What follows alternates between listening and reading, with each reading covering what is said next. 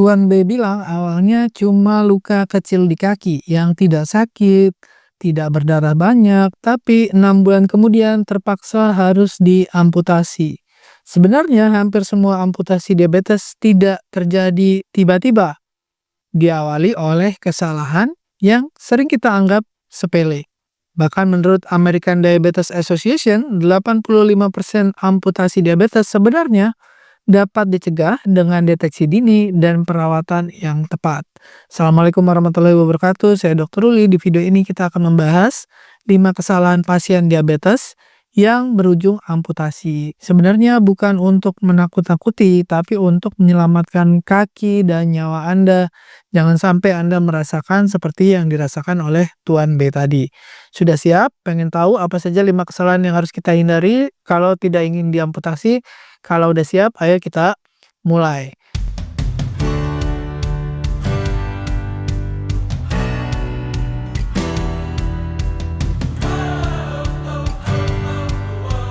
Nah, fakta yang harus kita ketahui, 80% pasien amputasi diabetes itu berawal dari luka kaki yang tidak dirawat dengan benar. Nah, sebelum ada luka, sebenarnya sudah mulai ada gula darah tinggi yang tidak dikendalikan dengan baik.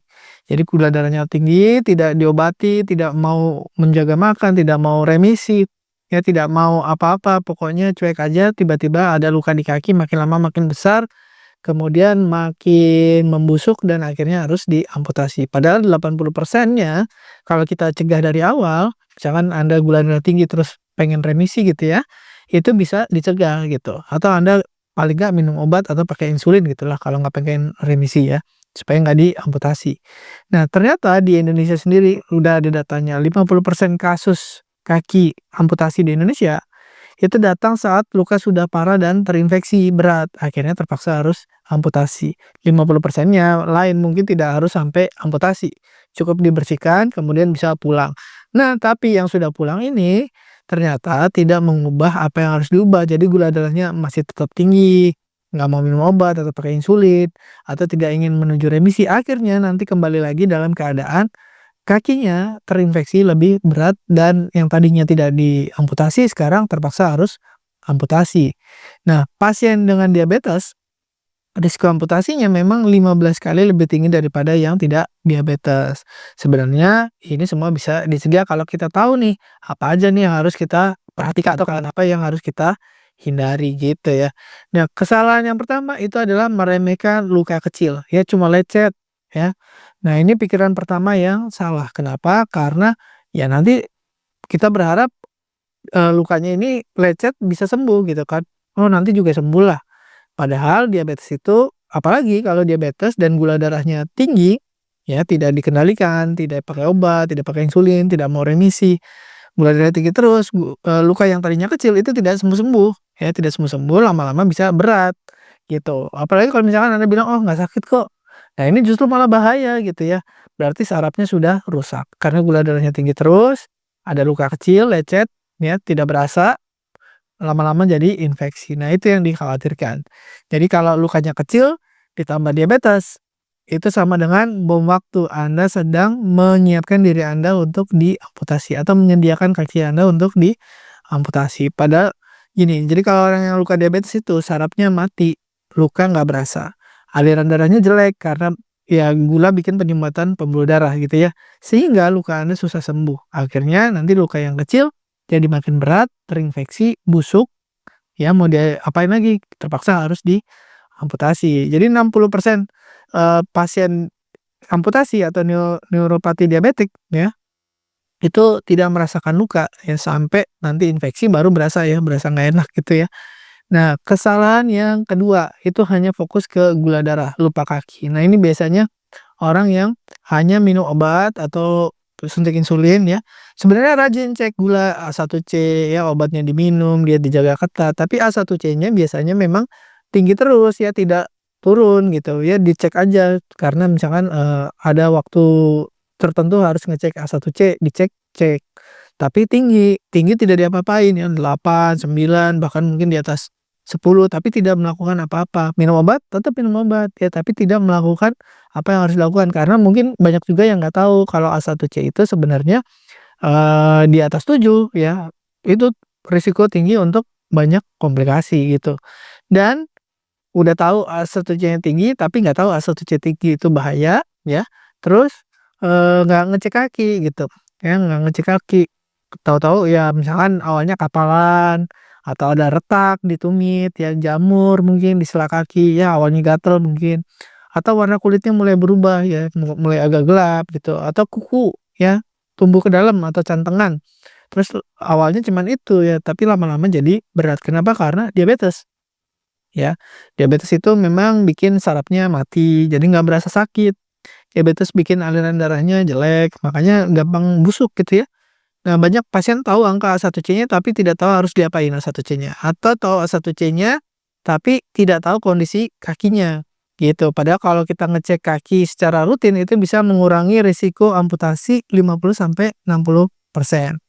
Kesalahan yang ketiga, sepatu dan alas kaki yang salah. Ini banyak pasien diabetes itu tidak sadar kalau dia neuropati diabetik, misalkan kakinya mulai kebas tidak berasa apa-apa, itu bahaya ya, bisa terluka tapi nggak berasa. Jadi pakai sepatunya sempit atau pakai sandalnya yang keras gitu. Akhirnya banyak luka ya, benturan, luka ya, gesekan-gesekan yang nggak dirasain karena memang nggak berasa gitu ya. Atau namun ini mulai ada juga tren pengen sembuh gitu ya, pengen sehat. Kakinya yang kebas itu arahkan untuk, jalan kaki nggak pakai alas kaki gitu, jalan di batu-batuan yang keras gitu ya, katanya biar refleksi katanya. Nah, tapi ternyata karena nggak pakai alas dan kakinya nggak bisa ngerasain, yang sakit atau yang tajam, akhirnya tertusuk atau terluka, tapi nggak sadar karena nggak berasa. Nah, ini awalnya seperti itu, banyak kejadian seperti itu, yang ujungnya jadi amputasi. Jadi gesekan-gesekan kecil atau luka-luka kecil, kalau nggak pernah dicek, nggak pernah dilihat, nggak pernah diapa-apain, nggak pernah diobatin, akhirnya jadi berat, akhirnya infeksi, begitu infeksi ya nggak ada cara lain harus diamputasi. Amputasi sebenarnya sering banget dimulai dari sepatu yang salah, sepatu kekecilan. Jadi investasilah ya, sepatu diabetes jauh lebih murah daripada amputasi. Mungkin amputasinya ya gratis misalkan, Anda ikut asuransi atau dibayarin BPJS atau dibayarin sama keluarga atau Anda masih punya tabungan, tapi diamputasi itu nggak enak ya. Ya, kehilangan itu nggak enak, merasa kehilangan itu tidak enak, gitu. Jadi banyak orang tuh takut takut takut akhirnya tiba-tiba ya terpaksa harus kehilangan gitu. Padahal misalkan, terutama takut uang ya, ini luar biasa ya, takut ngeluarin uang misalkan untuk berobat atau untuk remisi atau untuk apa, atau untuk investasi sepatu misalkan, ya. Tapi begitu kehilangan ya mohon maaf kaki atau jari kaki itu tidak bisa digantikan dengan uang gitu. Oke, nah itu yang banyak orang nyeselnya belakangan gitu. Kesalahan yang keempat, mengandalkan obat dan mengabaikan aliran darah. Jadi gula darahnya turun karena pakai obat. Jadi dia nggak mau remisi lah. Saya minum obat insulin gitu. Ya, bagus nggak gula darah? Bagus gitu. Tapi nggak pernah melakukan yang harus dilakukan. Misalkan nggak pernah gerak, nggak pernah olahraga, gaya hidupnya banyak tiduran, banyak duduk ya. Akhirnya aliran darahnya tidak lancar. Aliran darahnya tidak lancar, apalagi masih ngerokok, ditambah dengan rokok itu merusak pembuluh darah. Akhirnya pembuluh darah yang rusak itu kakinya ya tambah aliran darahnya kurang bagus. Atau kolesterolnya tinggi, jadi lemaknya menyumbat pembuluh darah kaki, akhirnya ya pembusukannya jadi lebih cepat.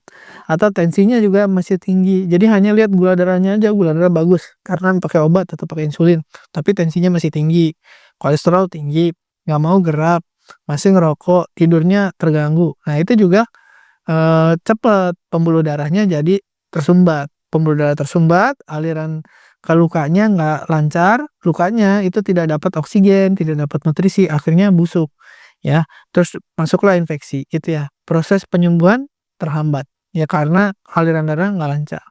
Jadi seringkali luka itu tidak sembuh bukan karena kurang diobatin, bukan, tapi karena darahnya nggak nyampe ke lukanya itu. Karena apa? Karena tadi, ya rokok, tensi, nggak gerak, kolesterol, ya jadi hanya nurunin gula aja pokoknya lah, gitu.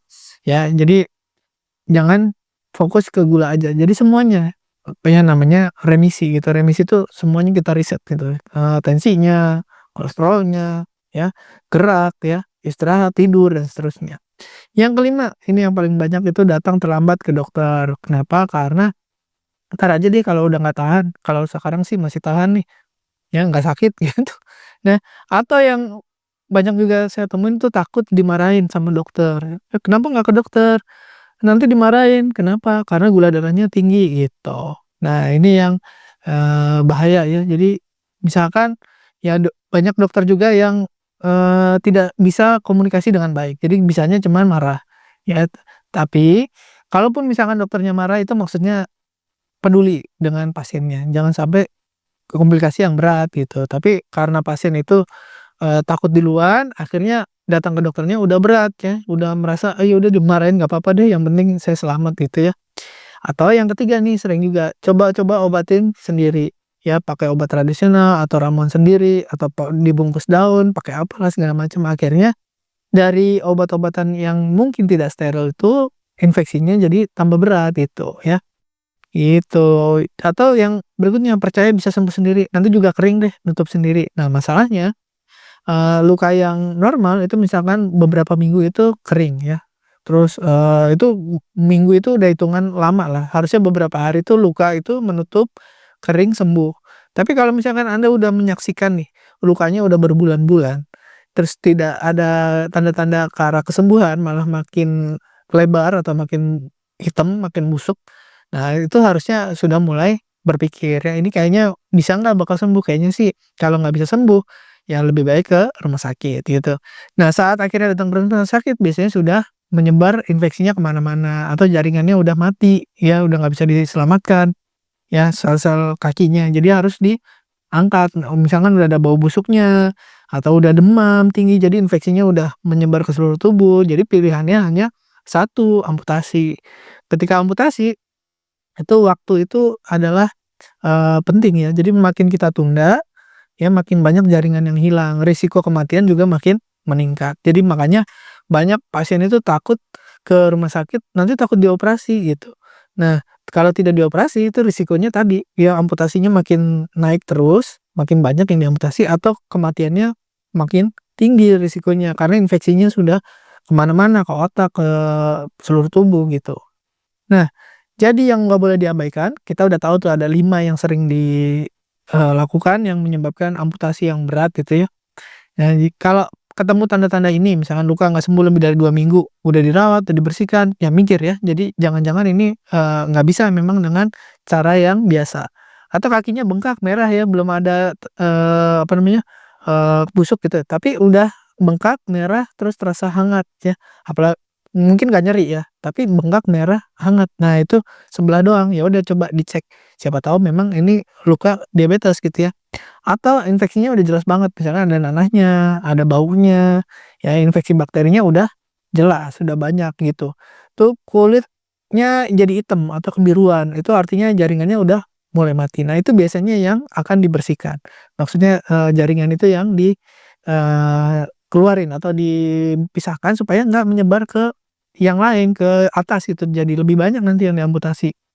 Atau merasa nyeri hebat, "Aduh nyeri banget nih sampai nggak bisa tidur," atau justru sebaliknya, nggak ada rasa sama sekali gitu ya.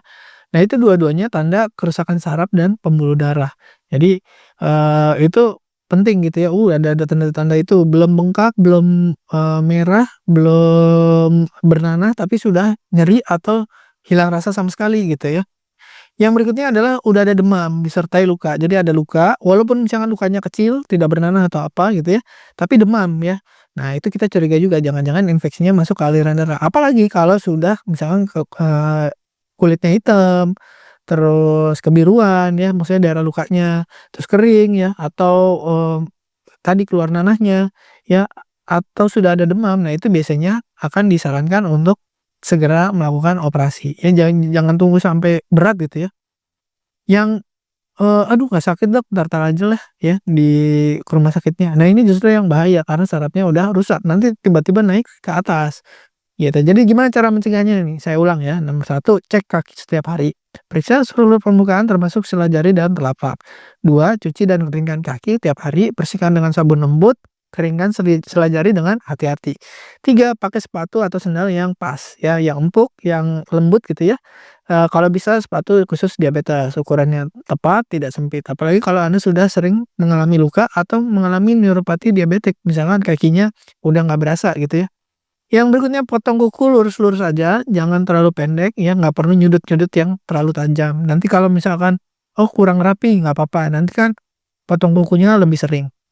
Ya, yang berikutnya yang kelima kontrol metabolik. Nah, ini yang paling menentukan yaitu gula darah, tekanan darah, kolesterol harus terkontrol. Jangan hanya lihat angkanya, tapi lihat juga fungsinya. Yang maksudnya, oh gula darahnya bagus, ya tapi, lukanya nggak sembuh-sembuh. Jadi lihat dua-duanya ya. Terus bergerak rutin, olahraga ringan 30 menit per hari untuk sirkulasi darah, apalagi kalau Anda belum sampai ada luka diabetes, ini mencegah ya. Yang berikutnya periksa luka segera, sekecil apapun, segera konsultasi ke dokter, apalagi kalau Anda sudah ada neuropati diabetik atau gula darahnya tinggi. Berikutnya stop merokok, ya rokok akan merusak pembuluh darah dan memperlambat penyembuhan. Jadi kaki Anda akan jadi lebih, rusak kalau Anda terus merokok, gitu. Amputasi sebenarnya bukan takdir, ya. Ya memang takdir kalau sudah terjadi, tapi kalau belum terjadi bukan takdir. Bisa dicegah dengan tindakan sederhana yang konsisten. Ingat ya, amputasi itu bukan karena satu kesalahan besar gitu, tapi karena kesalahan kecil yang diulang dan diabaikan dalam waktu lama. Jadi jaga kaki Anda, jangan menyesal karena apa? Karena kaki Anda itu menopang hidup Anda. Ya, dia membawa kita jalan ke tempat yang kita suka, ya tempat kita ibadah misalkan atau tempat kita, silaturahmi. Ya, kaki kita salah satu, alat bantu untuk membantu kita bebas, ya tidak jadi beban orang gitu ya. Kehilangan kaki bukan hanya kehilangan kita kemampuan berjalan, tapi juga kehilangan banyak hal. Jadi banyak, yang tadinya kita bisa jadi nggak bisa ya. Nah tapi kalau sudah terlanjur, ya sudah kita terima. Tapi kalau belum, sebenarnya masih bisa dicegah. Jadi langkah kecil mulai hari ini periksa kaki sebelum tidur, atau saat mandi, ya cari tanda ada luka atau enggak gitu, jangan meremehkan luka sekecil apapun. Jangan malu datang lebih awal ke dokter dan, jadikan pemeriksaan kaki sebagai rutinitas. Jadi pada diabetes cepat bertindak, kaki insya Allah bisa selamat. Jadi kaki Anda itu aset, dirawat, jangan menyesal, mulailah merawat kaki mulai dari hari ini. Terima kasih sudah menyimak, sampaikan kepada orang-orang yang membutuhkan. Saya Dr. Uli, wassalamualaikum warahmatullahi wabarakatuh. Terima kasih telah menonton hingga selesai. Jangan lupa tulis pendapat Anda di kolom komentar. Saya Dr. Uli dan saya sangat senang bisa belajar dan berbagi dengan Anda. Salam hidup sehat dan mulia. Jangan lupa tekan tombol like, subscribe, lonceng notifikasi, dan ikuti media sosial kami sehingga Anda tidak akan melewatkan ilmu berguna lainnya dari kami. Sampai jumpa di video berikutnya.